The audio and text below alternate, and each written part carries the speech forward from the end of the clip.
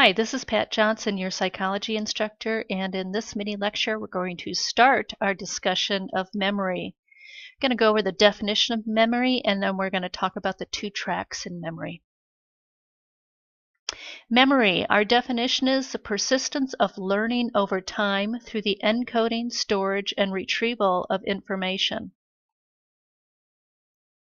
So we can see by our definition that this chapter is very closely related to the last chapter we talked about, learning theory, because memory is how we keep something that we have learned in our mind. And we do that through encoding, storage, and retrieval. And what we mean is putting something in, keeping it there, and bringing it back out. That's what your brain does, but believe it or not, we didn't really have this this definition, this understanding of memory until the first computers. Now this is a little clip art of a laptop, but what I'm talking about is the first computers that were room-sized and had very little storage memory space, but were really the basis for our computers today. And if you think about using a computer, you put information in, that would be encoding, you store it there, and then when you need the information, you retrieve it. So just like with a computer, we have the same thing going on in our brain. We have encoding, information coming in from the outside world, keeping the information in our brain for different lengths of time, and then when we want to use the information, retrieving it from different parts of the brain.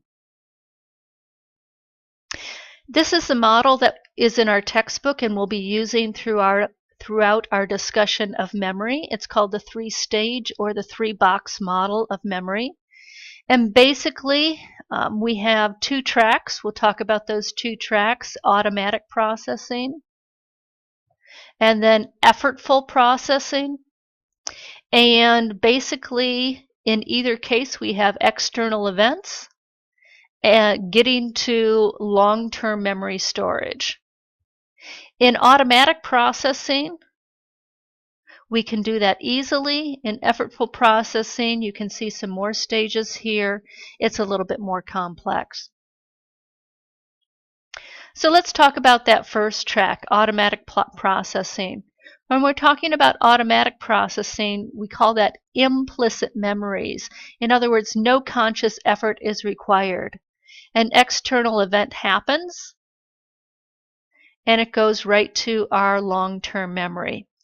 This is only for things like space, time, and frequency. By space, we mean when we walk through an area, we have an involuntary and implicit memory of that space, of how it's laid out. Time, we have in our brain, in our implicit memory, we have somewhat of a clock going on in our head where we don't know the exact time, but we have a conception of time. And frequency, in other words, let's suppose you see me in the hallway and then you see me in the hallway again. You're going to remember automatically without effort, hey, I've already seen her once. This is a coincidence. I've seen her another time. The second track is where we'll be spending most of our time, and this is effortful processing, and we call these explicit memories, and again, they take a little bit more effort.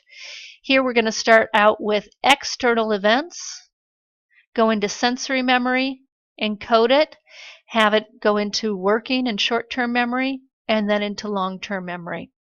We'll talk about this in detail.